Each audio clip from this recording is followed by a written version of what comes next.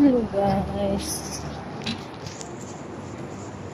magandang umaga. Ang tindi ng init. Pumunta ako lulo kasi may binili ako.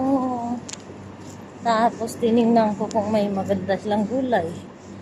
May nakita akong magandang gulay. Doon na rin ako bumili ng gulay na gagawin kong lauoy ngayong araw na to.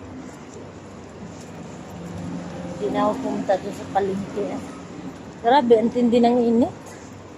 Nakakatamad mag-iikot. Gusto ko sanang maglakad-lakad para ba makapag-exercise, kaso lang sa tindi ng init. Hirap maglakad-lakad. Hindi na ako nakapag-walking ko yung Sabado kasi na ang init ang panahon.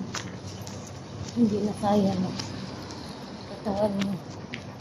Tindi ng init.